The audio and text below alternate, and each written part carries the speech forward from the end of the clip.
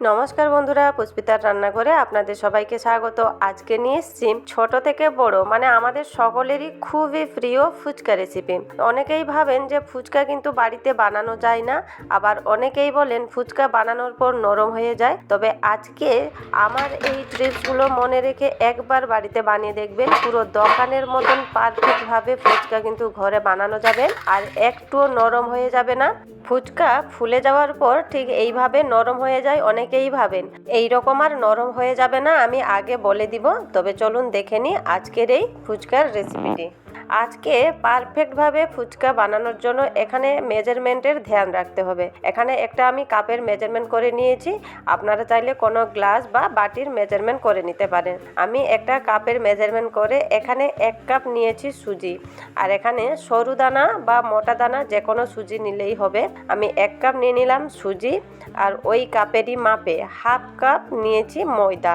যদি এখানে একটা চামচের মেপে নেন তাহলে 2 চামচ দিবেন ময়দা। আর এখানে জলটা নিয়েছি ঠিক এইভাবে ফুটন্ত জল। প্রথমে এখানে সুজি আর ময়দাটাকে আগে ভালোভাবে মিশিয়ে নিতে হবে। মিশিয়ে নেওয়া হয়ে গেছে, এরপর সেই কাপের মাপে আমি 1 কাপ ফুটন্ত গরম জল নিয়েছি। আর জলটা একেবারে না দিয়ে অল্প অল্প করে দিব আর চামচে এইভাবে মিশিয়ে নিব, কেননা জলটা গরম আছে। এরপর দেখুন আবারও একটু আমি জল দিলাম, ঠিক এইভাবে অল্প অল্প জল দিব। অল্প অল্প করে এখানে আমি 3বার জল দিয়েছি, আর জল লাগবে না মনে হয়। তবে দেখা যাক। এখানে দেখুন প্রথমে আমি চামচে মাখিয়ে নিলাম, একটু ঠান্ডা হয়ে যাওয়ার পর আমি হাত দিয়ে ডোটাকে খুব ভালোভাবে মাখাবো। এখানে আমি হাত দিয়ে ডোটাকে মাখিয়ে নিচ্ছি। এখানে কিন্তু ফুচকা বানানোর জন্য একটু মেজারমেন্টটা ধ্যান রাখতে হবে, তাহলে ফুচকাটা পারফেক্টভাবে হবে। এখানে দেখুন আমি ভালোভাবে ডোটাকে মাখিয়ে নিয়েছি। আর এখানে দেখাচ্ছি, দেখুন আমি 1 কাপ জল নিয়েছিলাম, এখানে আরও 2 থেকে 3 চামচের মতন জল বেশি হয়ে গেছে। এরপর কি করব না, ডোটাকে হালকাভাবে একটু মেখে এখন কিছুক্ষণ ঢেকে রেখে দিব। মিনিমাম 15 থেকে 20 মিনিট মতন কিন্তু ঢেকে রেখে দিতে হবে। এখানে দেখুন 15 থেকে 20 মিনিট আমার হয়ে গেছে। আমি ঢাকাটা খুলে নিচ্ছি আর ডোটাকে দেখাচ্ছি, দেখুন কতটা সফট হয়ে গেছে।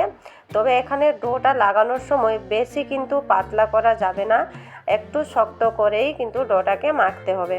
এখানে দেখুন ডোটাকে আমি মুথে মুথে মিনিমাম আবারও 10 মিনিট মতন কিন্তু খুব ভালোভাবে ডোটাকে মাখাতে হবে। এখানে দেখুন 10 মিনিট মতন আমি ডোটাকে মুথে মুথে মাখিয়ে নিয়েছি। আর ডোটাকে আমি কাছ থেকেও দেখাচ্ছি, দেখুন কতটা সফট হয়েছে। এই দেখুন ঠিক এইভাবেই ডোটাকে মাখাতে হবে। ডোটা এখানে আমার রেডি হয়ে গেছে। এরপর ডোটাকে আমি একটু রোল করে নিচ্ছি লেচিগুলো কাটার জন্য। এখানে দেখুন ফুচকাটা আপনারা আপনাদের পছন্দের মতন কিন্তু বেলে নিতে পারেন। এখানে আমি রুটির থেকে একটু ছোট ছোট করে লেচিগুলো কেটে নিচ্ছি। একটা লেচি এখানে নিয়ে নিলাম, আর বাকিগুলোকে আমি এইভাবে কাপড়ে ঢেকে রেখে দিব যাতে হাওয়া না লাগে। এখানে লেচিটাকে একটু গোল করে চ্যাপ্টা করে নিয়েছি। আপনারা চাইলে ছোট ছোট বলের মতন করে যেভাবে দোকানে ফুচকা বানানো হয় ঠিক সেইভাবেও বানিয়ে নিতে পারেন। আপনারা আপনাদের পছন্দের মতন বানিয়ে নিতে পারেন। এখানে আমি রুটির মতন করেই ফুচকাটাকে বানাবো। এইভাবে বানালে একই সমানেরও হবে আর একসাথে অনেকগুলোও হয়ে যাবে। এই দেখুন এখানে যতটা সম্ভব পাতলা করে আমি রুটিটাকে বেলে নিব। এখানে দেখুন পুরো কাগজের মতন পাতলা করে আমি বেলে নিয়েছি, আর কাছ থেকেও দেখাচ্ছি। দেখুন রুটিটা আমার বেলা হয়ে গেছে। এরপর ফুচকাগুলো কেটে নিব, তার জন্য এইভাবে গ্লাস নিয়েছি আর গ্লাসের মুখ দিয়ে আমি কেটে নিচ্ছি। আপনারা আপনাদের পছন্দে ছোট বড় করে কেটে নিতে পারেন। এখানে দেখুন একসাথে অনেকগুলো ফুচকা কিন্তু কাটা হয়ে গেছে, আর সাইডের আটাগুলোকেও আমি ঠিক এইভাবে তুলে নিচ্ছি।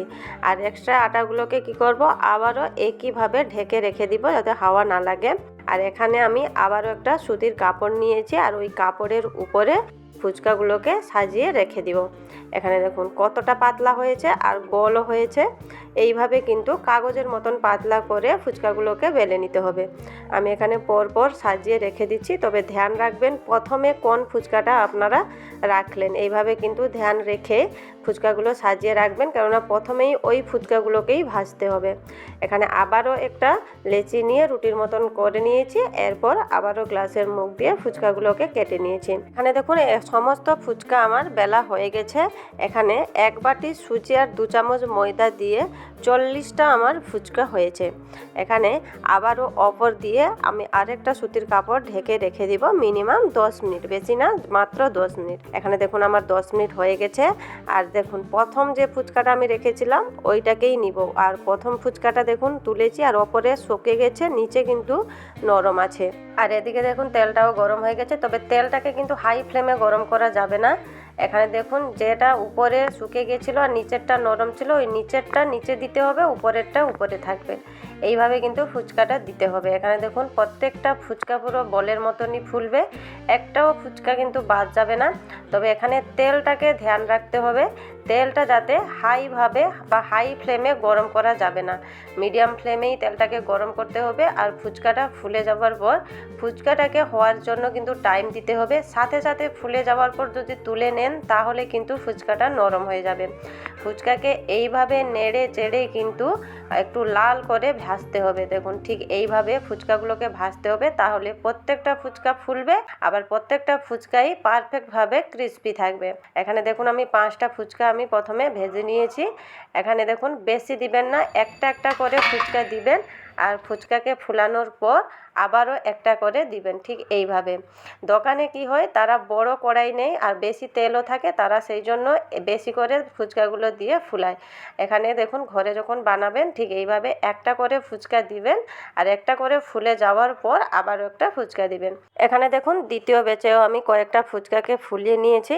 ঠিক এইভাবে একটা করে ফুলাতে হবে আর বাকি ফুচকাগুলোকে এইভাবে নাড়াচাড়া করতে হবে।